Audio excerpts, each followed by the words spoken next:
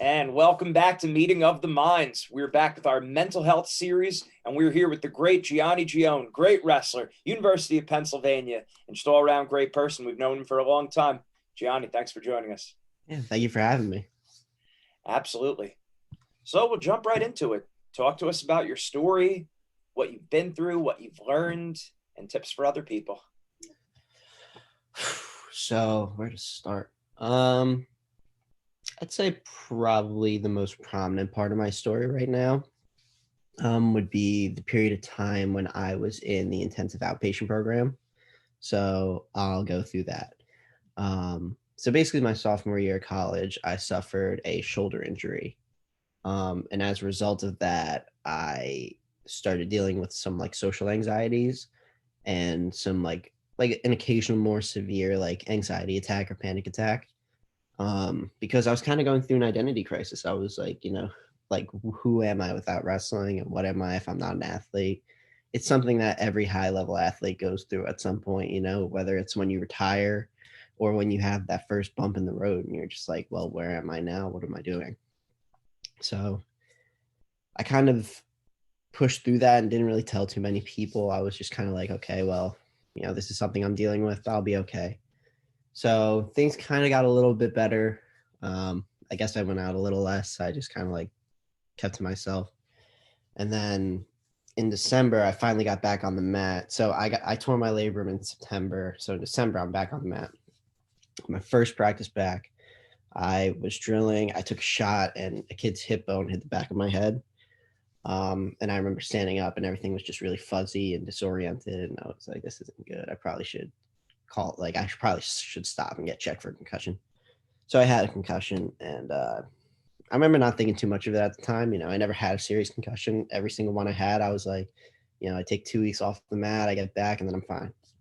So I go home. I played video games for like a week, and then I tried to get back on the mat too early, and it definitely messed with my brain. So I remember, so it's Christmas break at this time. Probably about New Year's Eve, and I'm hanging out with my buddy, and we're watching like a movie or something, and I have like a full-blown panic attack, probably to this day the worst one I've ever had. I was literally like, I remember we were eating pizza rolls, and I tried to just stuff them down to like help myself calm down, and I ended up like throwing up, and that's kind of a little gross, but like I ended up like putting them back, and I was just like freaking out, like shaking violently on the floor. Like I didn't know what was going on. And I was like, yo, like I'm really freaking out right now. Like this is really bad. So I actually went home and I got my mom, because my mom deals with, certain types of anxieties and stuff like that. So I got her to come in, and I remember she literally just like sat down with me on the couch and like stayed with me until I went to sleep. And I was just freaking out. So for the next like 2 weeks after that, I was like severely affected by what I had dealt with, because that was a really traumatic experience for me. So for the next 2 weeks, I was probably about 155 when that happened, like in weight. And like 2 weeks later, I went to the doctor to get checked out, and I was 135. So I wasn't eating. I was like barely sleeping. Like things were really not good. So I got to go back to school probably about mid-January, and I got back on the mat, and literally again, my first practice back, I got hit with something's hip bone, and I think it was like the side of my head actually, and I kind of just relapsed. Like everything was going a little bit better, but everything kind of just fell apart at that point. So my brain really was not functioning properly. The time I got the concussion the semester before, I it was right around finals period. So I missed finals from the last semester. So I had to push them back into the next semester. So as my brain's not functioning properly, I'm like trying to work on my finals from the last semester, and I'm trying to start classes from the new semester. So it's like not working at all. Like I can't pay attention. I can't like sit down and retain information. Like I remember literally sitting down trying to write one page of a paper. All I had to do, one page. And it took me about 2 hours. Like normal me now, I could write like 3 or 4 pages in probably about an hour, hour and a half. It took me literally 2 hours just to write down one page of bullet points. And I was like, this is not good. This is messed up. So I went to a doctor, and I was like, this is bad. I'm messed up. Like, I need help. And she prescribed me this benzodiazepine called Klonopin, which is like one of the strongest benzodiazepines on the market. It's the same family class as Xanax and stuff like that. So, the amount that she prescribed me was like a little bit too much for me, and I didn't know that. So I was taking them like I was prescribed. If I was having a panic attack, you take one. You take one when you wake up. Maybe you take one when you go to sleep. I forgot what the exact dosage was. So over the course of 2 weeks, I kind of started to realize that something was wrong, because I was like, I don't really remember the last 2 weeks. Like, I didn't have any short-term memory. Like, people were coming out to me being like, yo, remember this and this and this. And I was like, I don't remember that at all. Like, something's going on here. So weaned myself off those, and I was at my then girlfriend's house, and I'm having like a full-on panic attack. And I'm like, I think I need to leave school. Like, things are really, really bad. Like, I can't remember the last 2 weeks. My brain's not working. I'm like, I can't sit down in class. I'm having like panic attacks just hanging out with people. And then the only thing that's helping me is making me forget like everything that's going on. So I think I need to leave school. So I tried to tough it out for a day. It was actually funny. So I went to Penn. I went back to Penn probably, I think it was the next Tuesday, and tried to like push through. And I had a meeting. My parents drove me in. I had a meeting with my CAPS therapist, and they had a meeting with my coaches to talk about everything that was going on.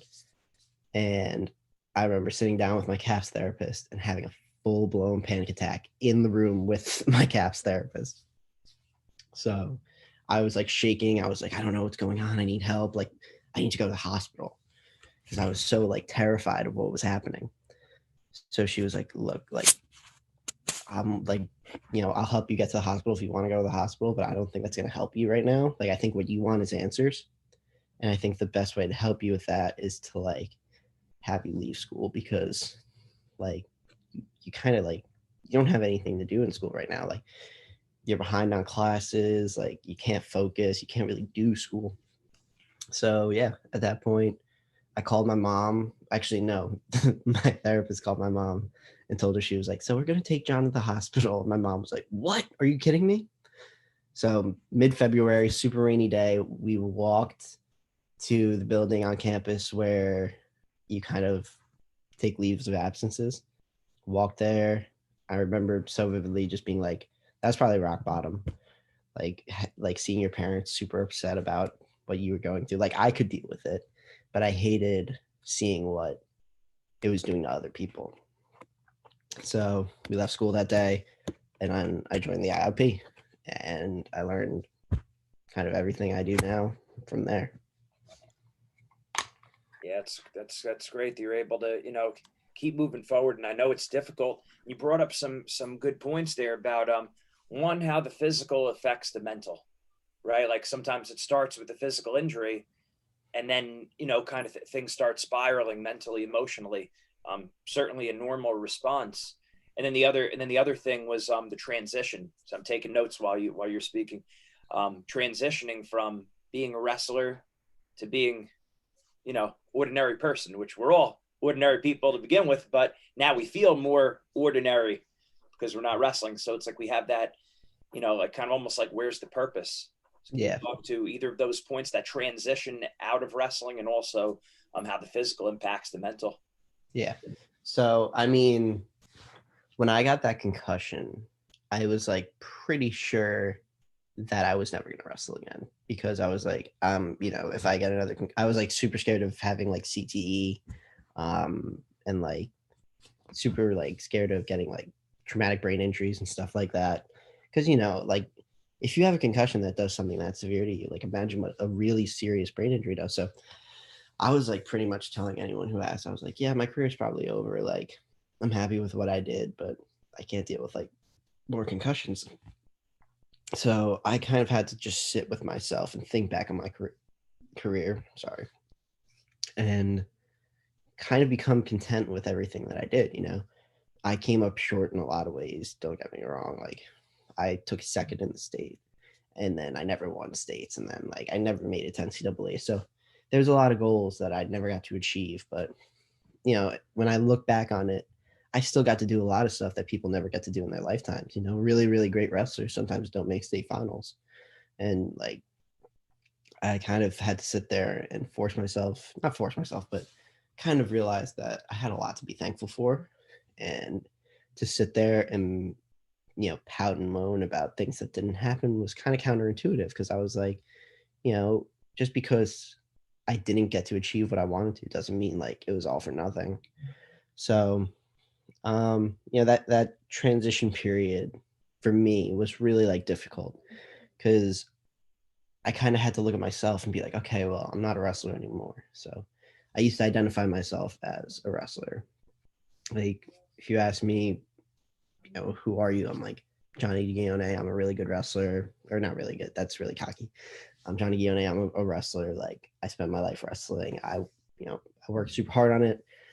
When I wake up in the morning, I think about, should I go on a run? Should I go lift? Should I go to practice? Should I get a roll in this morning? Like, it was just the way I identified myself. So to think about that being over was very difficult. And I saw a little bit of it with my brother, because his junior year of college, he had to walk off the wrestling team. He was just cutting too much weight and stuff like that. But it was like really hard for him to like walk away from the wrestling team, because I don't want to say he was bitter, but he felt like there was so much that he could have achieved and should have achieved that he just hadn't yet. And he was very, very, upset with the fact that he was like, I can't achieve the things that I wanted to, circumstantially and, physically. Like, I'm hurt. I'm like not able to get on the mat and do the things I want to do. So then the next year he transferred to Division III school, Elizabethtown, and he got to wrestle there, and he became a Division III All-American. But even after that, he was very happy that he was able to achieve something like that. And it definitely gave him a sense of closure. But even after that, it was kind of really difficult for him to think about wrestling. Like, I remember talking to him about it, and I was like, yeah, let's get on the mat. Let's get a roll in, because that was after my freshman year. And I was like, let's get a roll in. He was like, dude, I don't want to step on the mat for a while. Like, I kind of need to like be away from wrestling. So I see that very often. I think of like a lot of people I know that wrestling was their identity and their lifestyle, that after it's over, they need to take a lot of time away from it and kind of just like separate themselves from the sport. And I think, that's a really sad fact of the sport, is like, it's so all encompassing, like because of the cutting weight aspect, all you think about is wrestling. Like, you wake up, you're like, what can I eat today? When can I run? What can I drink? Like, blah, blah, blah, blah, blah. It's so, everything you do is so goal directed that when you're done with the sport, it's like, well, now what? Like, I don't have that. Where do I go? So that's kind of my piece on the transition piece. And the other thing was how the physical affects the mental. So, when I had that first injury, that first labral tear, I was so, like, at first I was kind of okay with it. Like, when it first happened, I was like, oh, whatever, I got a month off of wrestling. I got to take a break, and then I'll just come back and I'll be fine. And then as time went on, I kind of just started to be like, well, like, what if this gets more serious? Like, shoulder injuries are not easy to deal with. Like, they don't kind of just get better. Like, I know people with shoulder injuries that gets 5, 6 surgeries. And like, I know people with shoulder injuries that are like, yeah, dude, they just don't get better. You can rehab as much as you want, but just you land on it the wrong way, and like, you're set back all the way. So it was really difficult for me to think like, okay, well, my shoulder might never be the same. Like, to this day, it's still pretty messed up. Like, I can wake up in the morning if it's raining and I'll just be like super sore and achy, and I kind of have to like stretch it out. And that was 2+ years ago. So it definitely affected me mentally, because I was like, well, I have to change my wrestling style now. Like, I can't do the things I used to do. Like, I used to be able to get super extended on a shot and kind of like reel things in, but I can't do that anymore. Like, my shoulder's messed up. So it really made me look at myself from a wrestling perspective and think of who I was. But even now, like, I think of how the physical affects the mental. Like because of what happened with my panic attacks, like if I start to feel a little bit weird or like unfamiliar physically, I'll start to get like worried that I'm about to have a panic attack um because of like the way that my panic attacks happened in that time period. It was always just like I felt very like hot, and it was a very unfamiliar feeling, and I felt very hot and confused, and I would have like heat flashes and stuff like that. So I I just get like super worried now whenever anything physically feels a little bit off, and usually it's nothing. I haven't had a panic attack in I don't know how long, like thank God. But um even now, like if I physically feel a little bit off, I get like really worried, and I kind of need to withdraw myself and use some of the coping mechanisms that I learned in the IOP to kind of calm myself down and figure out what's going on. Yeah. What kind of strategies did you learn for coping that you found the most helpful?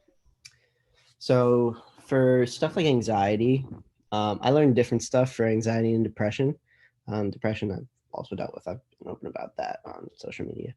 But for anxiety, I kind of learned a lot about the brain, and that helped a lot because I was able to kind of understand how the brain works a little bit. In the IOP, they kind of taught us, the intensive outpatient program, they taught us that your frontal lobe is the logic center of your brain. That's where your logic and your emotions and stuff like that come from. And when you have something like a panic attack, this little part of your brain called an amygdala, which is your fight or flight response. So think like you're in the woods, evolutionarily speaking. Think like you're in the woods and you see a bear coming towards you. Your amygdala activates and you're like, I need to go. Like it makes you act a lot quicker, makes you have like heightened senses and stuff like that. But it, over time, when people stop needing that, like it became maladaptive because you start recognizing things as threats that aren't necessarily threats. Like for social anxiety, ordering a coffee at Starbucks, you're like, I'm terrified for no reason. It's because your amygdala gets activated when you're put in social settings. And when your amygdala is activated, it overrides the logic center of your brain, your frontal cortex. So you kind of, it's very difficult for you to think properly because your brain is just like, I need to go, I need to go, I need to go. So the way that I learned, especially to calm myself down, was with a process called thought stopping. So basically, it's just repeating a word in your head over and over again. And that kind of stops the thought loop of, you know, I'm scared. What do I do? What's going on? What's wrong with me? So I used to just say the word stop over and over again, but it could really be any word. Like sometimes I would like look at something in the room and I'd be like chair, chair, chair, chair, chair.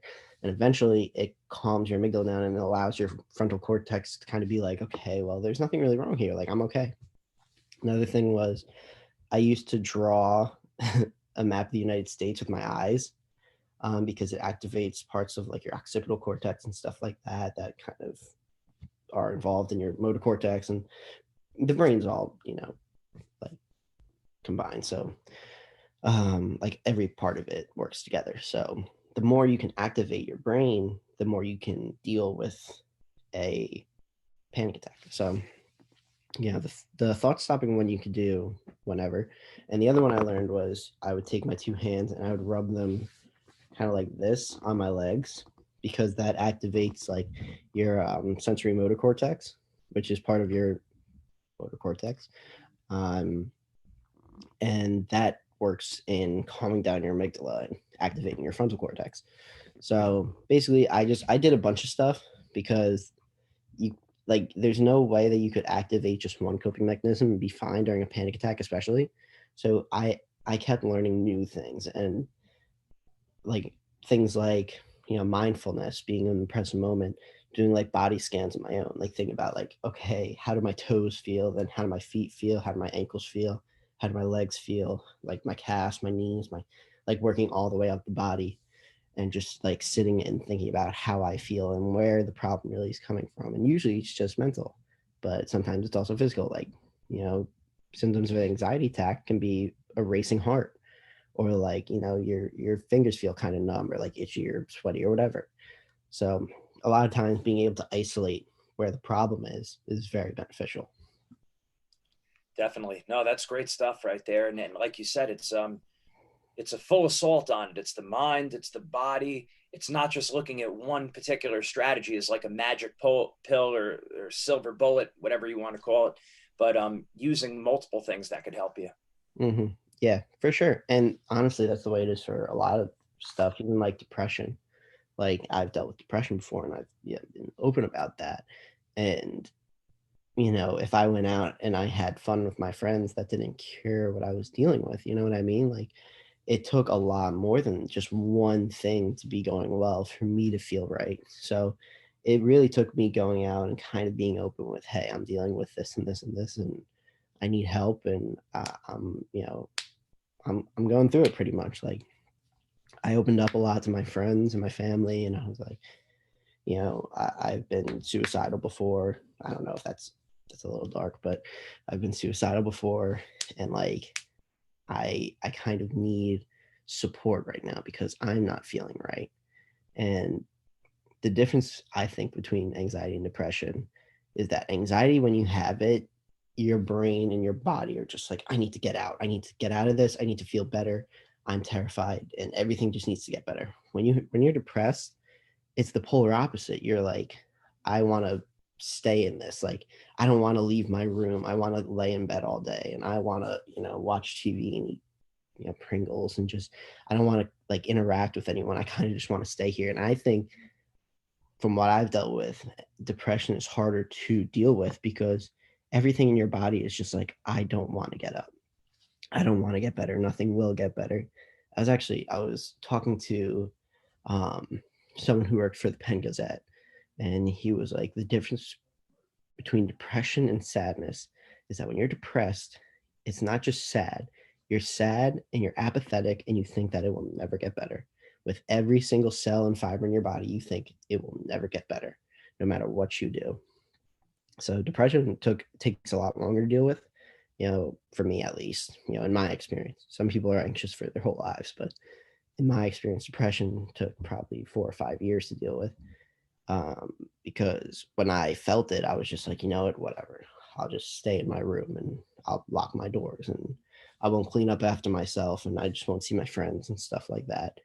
Um, but yeah, it's again, you need multiple different coping mechanisms to deal with that. Now, when I start to feel those depressed thoughts and stuff like that, I'm like, well, that's not true. I don't want to stay in and be, a loaf on the couch. I want to be with my friends and have a good experience. And I don't want something like that to interact how I deal with my familiar relationships, my relationships with like my girlfriend, my friendships. Like I want to be myself and I want to experience life authentically. So yeah, it took me again a really long time to get there, but that was something I had to learn through, the help of therapists and friends and people who have dealt with it before. Yeah, and those distinctions that you drew there, that's huge. And that's important for people to realize the difference between sadness and depression and anxiety. So you're able to kind of isolate what's going on and what can I do to help. Now talk about that. You said about family, therapist, having different channels of people that you're able to reach out to speak with, to socialize, and to get help. Yeah. So I'm super lucky. My family was very supportive in like when I was dealing with stuff, helping me through what I was dealing with. Because again, like I said, my mom deals with certain forms of anxiety and stuff like that. And my dad's an old school Italian, so he doesn't necessarily understand it, but he's very supportive. Like when I was going through it, he was like, whatever you need to do to get better, I'll be there for you and I'll support you. So I was very lucky, got to benefit from a very helpful family situation. My brother used to call me every night and say, how are you feeling? What are you doing? Do you need me to come home from Reno? And I was like, no, I'm okay. Like, I'll be okay. So, from a family perspective, they were, everything. Like, I was stuck at home while all my friends were at school. So I wasn't seeing my friends really. So I was just with my family all the time. And being with them and having them be so supportive was so helpful for me. But I was again really lucky. Some people don't have that. So at school, I had teammates when I was at school. and I was dealing with the worst of my panic attacks, I would go to my teammates who lived on the same floor in the frat house I lived in, and I would say, hey, like, I'm kind of having a panic attack. Can you take a walk with me? And we would go from 39th Street in Philadelphia all the way down Locust Walk over the South Street Bridge, and there was a dog park there. And we would go to the dog park and we would sit there and just watch the dogs and hang out and talk and walk back. And usually by the time we got back, it was probably like an hour or so, and I would feel so much better. So, having people like that around that were so understanding of what I was dealing with, that were like ready to just drop everything and be like, I'm here to help you. Like, how can I help? That was, again, everything. If I didn't have that and I just had to go to those, to the dog park by myself, it wouldn't have worked the same. That's great. Talk a little bit about I want to stop there because I want you to expand on that. As family, different family members are going to have people in their family struggling with these kind of things. What should they be saying? Should they be asking how you're doing, not asking how you're doing? And then I guess maybe it's the same, maybe it's different for teammates. Do you ask how they're doing? Do you not ask? Do you just be there for them? How do you deal with them? If you're a family member, what do you say to deal with them? Yeah. So again, it's different for everybody. Like, I remember when I was in the IOPs, an event that had a really profound effect on me was I had a full-on panic attack in the middle of. So just to give a little background, the IOP, the intensive outpatient program, was for the first 3 weeks. It was 5 hours a day, 5 days a week, group therapy, where we talk about how we felt. We'd listen to other people talk about how they felt. We'd give them feedback, stuff like that. And then a couple hours we would have we'd learn stuff. So we'd learn about like mindfulness or what anxiety was or depression was. And there were people with like addiction, stuff like that there. So we learned about like addiction. So one day I was having like a really bad anxiety attack because I hadn't had one for like 2 weeks and I thought I was out of it. And when it came back, I was really upset and it messed me up. So I was in class and I was having an anxiety attack and I kind of walked out and I found who was my counselor. And I said, hey, like, I'm having an anxiety attack. Can I just sit down for a little while? Like, can we, like, I don't know, go to a room, sit down? She sat me down with a couple of the other counselors that were there while they were like doing work. And I was just like kind of trying to calm myself down. And one of the counselors said, like, hey, how can we best help you? And I was like, well, what do you mean? They were like, well, some people like to talk. Some people kind of just want to figure it out on their own. Some people, like want to, I don't know, draw or stuff like that. Like people have different coping mechanisms that work for them. So how can we best help you? And I kind of had to, like, in a really quick moment, like, because again, I really wanted to get out of that panic attack. I really had to like identify and kind of see what I do to like help myself. So I realized that I like talking, obviously, or else I wouldn't be doing something like this, but I like talking about what I'm going through. Some people, they just need to figure it out on their own. Like, I've known people that when they're, having panic attacks or anxiety or something like that, they kind of like, they're like, don't touch me. Let me just like lay down and calm myself down. So, that's, again, a very different reaction from how I dealt with it, which was like, help me, come in, help me out. So, I think it's a lot of reading what someone's going through. And like I said, for something like depression, like, people really, unless you're like kind of seasoned in depression, which is a messed up thing to say, but unless you've had it a lot, like, you're not gonna be able to identify what you're feeling. You're just like, oh, I'm like dealing with a lot right now. So like I have had people at school that were like, yeah, freshman year I was super depressed and I didn't even realize it. So like, if you go up to someone who's really depressed and they don't even realize it, and you're like, hey man, you're not acting right, what's going on? They're kind of gonna probably have like an adverse reaction, like, what do you mean? Like, I'm fine. How dare you, kind of thing. So I think it's a lot of reading like what someone's going through, and reading who they are as a person, because it's not an easy thing to deal with. Mental health is very difficult. You could say the wrong thing one time and someone will lash out, and all of a sudden you're like, I never want to help you again. But that person's still going through what they're going through and dealing with what they're dealing with. So, I think it's a lot of reading what's going on. But for something like suicidality, there's like very defined things that people do. So like, a lot of times people start giving away their stuff, which is kind of messed up if you think about it. Like, you're like, people are thinking, you know, I'm on the way out, so I want people to have my things.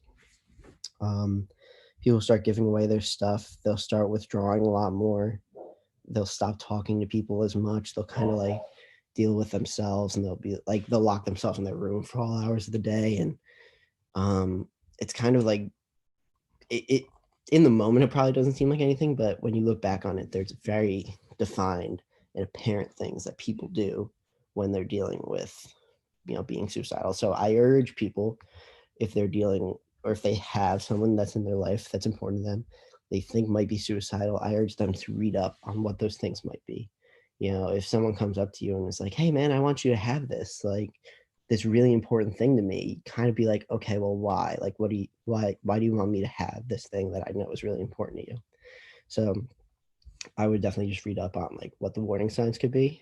Obviously no one wants to lose a loved one like that, but that's super duper important. That's something that I personally am very passionate about, helping people who are suicidal, helping people who are severely depressed.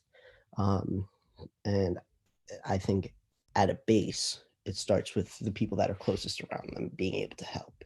And that's not to say if it, you know, if something bad happens, it's their fault, but it's to say like, you have the power to help them right now if you can recognize what's going on. You know what I mean? Excellent. That's great stuff, Gianni. Really, really great. And thinking about, just like you said, wrestling is just so all encompassing, kind of bringing it around full circle now. I mean, sports are so all encompassing, and wrestling is even more all encompassing because, like you said, the weight, the mindset, the strength, the conditioning. I mean, you're always thinking about it. It's almost like in order to be a great wrestler, you need to be obsessed with it. And even when we talk about, even when we introduce one another, it's like, oh, this is Gianni, Penn wrestler, Gene, Penn wrestler. And like we say that when we introduce ourselves to people, or when people ask us about us, I'm a wrestler. Mm-hmm. We got to be careful and remember, I guess, as parents, as the coaches, and even just as individuals, like the kids don't necessarily get that in middle school, high school, or college, but just be real careful about that, is just identifying yourself as a wrestler. You could say that I'm so-and-so the wrestler, but that's not really who you are. That's not your true identity, because wrestling could be taken away at any time, just like we see with COVID. And you're more than that. That's Mm-hmm. the reality. You are more than that. And even if you want to take it a step further, look at it as like the wrestling mindset, maybe that's just that mentality that you're taking now to your family, to helping people, to your career, to your faith, your relationship with God. Mm-hmm. Now me as a father, it's like, okay, I'm not a wrestler competing anymore, but that mentality is there now as a father and as a husband, that I'm all in, I'm going all out, that kind of thing. Yeah, and I think especially in the sport like wrestling, where, you know, you're rewarded for your toughness. You know, if you're tough and, you know, you're like, I'm just gonna tough it out and beat this person. That's kind of the mentality that you have to be a successful wrestler. In a sport like that, having mental illness is especially difficult and especially dangerous, because you think of yourself as such like a macho man, such like, you're like, I'm an animal, you know, I'm nothing ever wrong could happen to me. And then your brain starts functioning in a different way, and you're like, well, I'll be fine, I'll just push through it, no one needs to know, I'll never show. Because think about it, like at the end of practice, what does the coach tell you? You know, don't show that you're tired, don't show your opponent that you're tired, stand up straight, you're fine.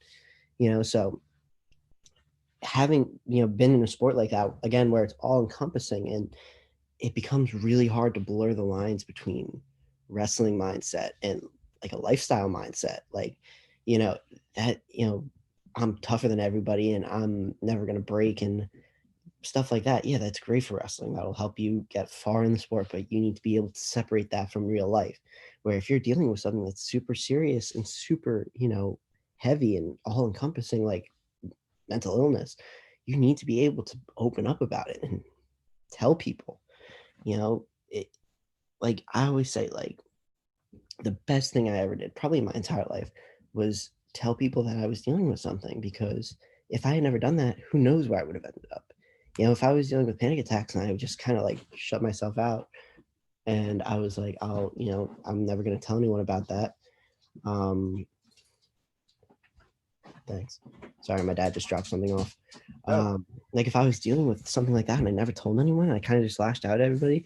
The effect I would have had on people would have been profound. Like the negative effect that I would have had on my relationships and my friendships and stuff like that, it would have been terrible and like again profoundly bad. Like if every time I had a panic attack and someone asked me what was wrong, I was like, I'm nothing, I'm fine. Like get out of my face. Like and I had like an adverse negative effect, then it would have affected my whole entire life. And then all of a sudden I'm losing friends, I'm losing like connections with my family, and things are getting just worse and worse and worse. So being able to open up and kind of start that first step of healing was massive, and it opened the door for everything that ended up occurring, like later on, like something like this, and me being kind of like, I don't want to call myself a mental health advocate, but me advocating for people to open up about their mental health and break the stigma and stuff like that.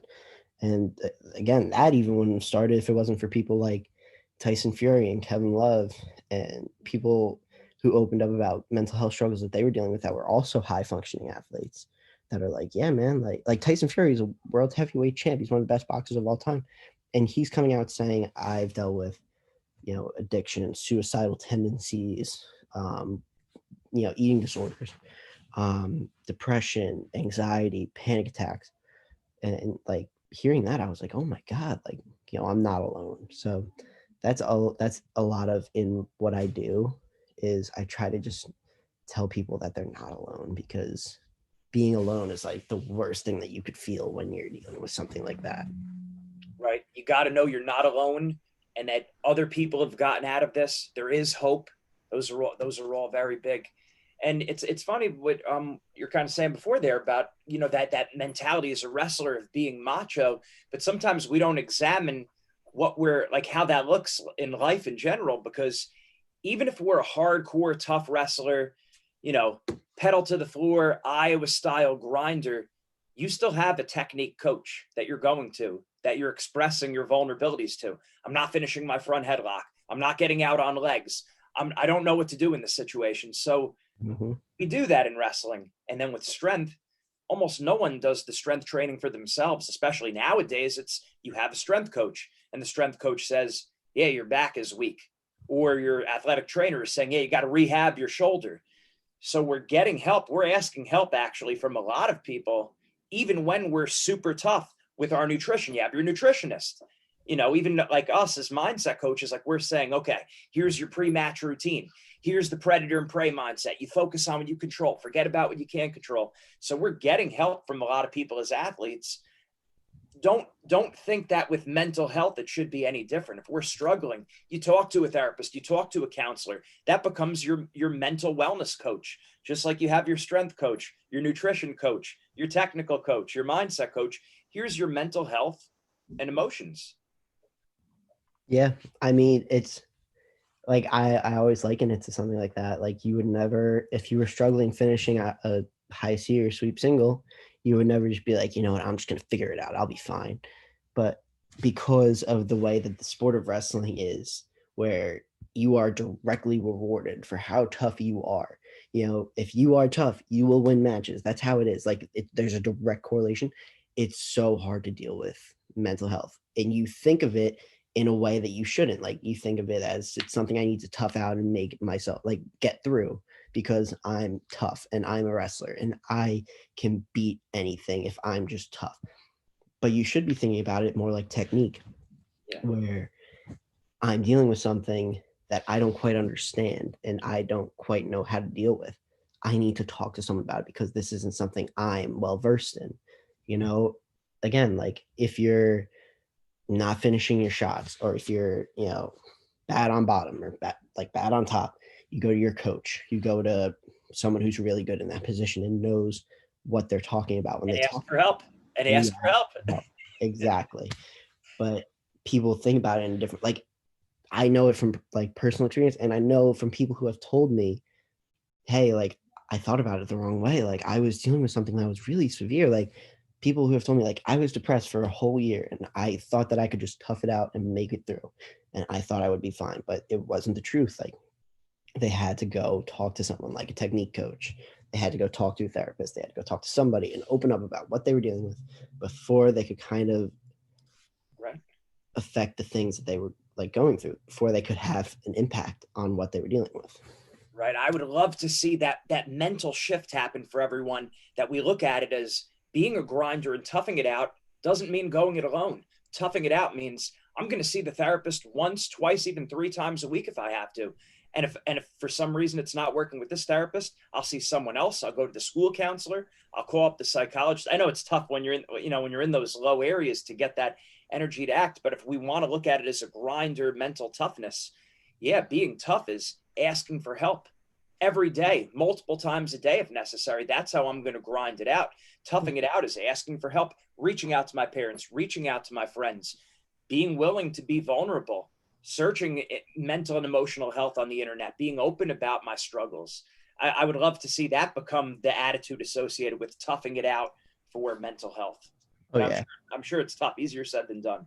Oh, it's, again, like you said, the reason that is such a tough thing to do is because it's so hard. Like, opening up about your mental health and being able to go to a therapist and a psychiatrist if need be and stuff like that, that to me makes you tougher than sitting in your room being like, I'm going to figure it out on my own.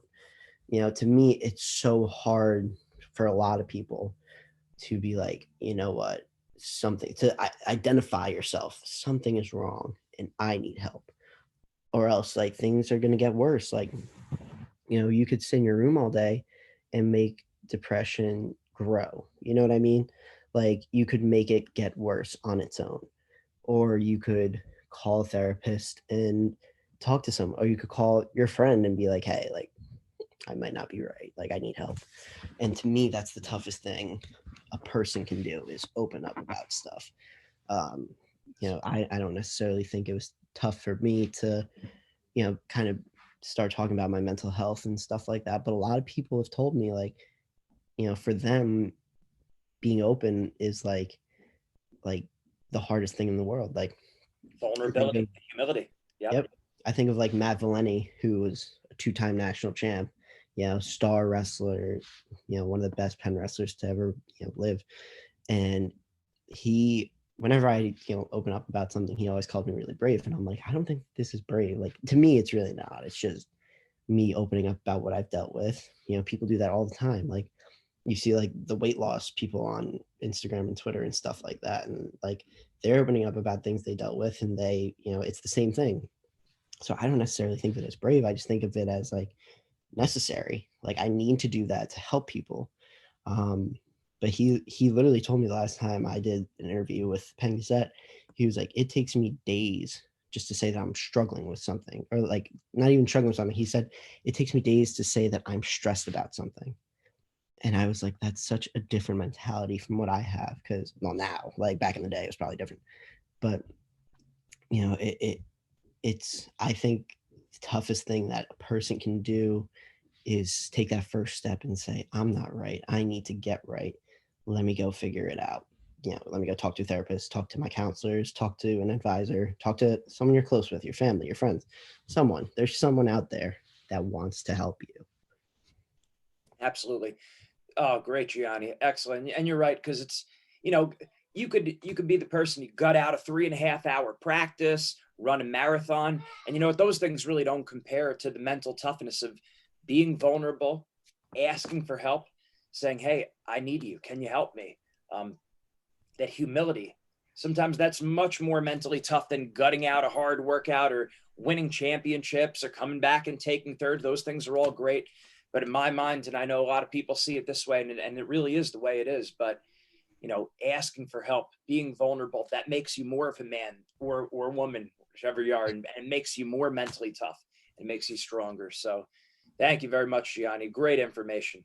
Yeah, thank you for having me on. I hope, people that are watching this will, hopefully, again, it just affects one person, and one person is like, I'm, a lot of things that he said, I identify myself with, like, dealing with, and maybe I should get help. So, I'm always here to help. If you don't necessarily feel comfortable going to a clinical therapist just yet, reach out to me on Instagram or Twitter or something like that. I've had a lot of people do that. and I'm always here to help, So any way I can help, I'm always here. Awesome, Gianni. Thank you so much. I know you're going to be touching a lot more than one life out there. I hope so. Thank you for having me. Absolutely.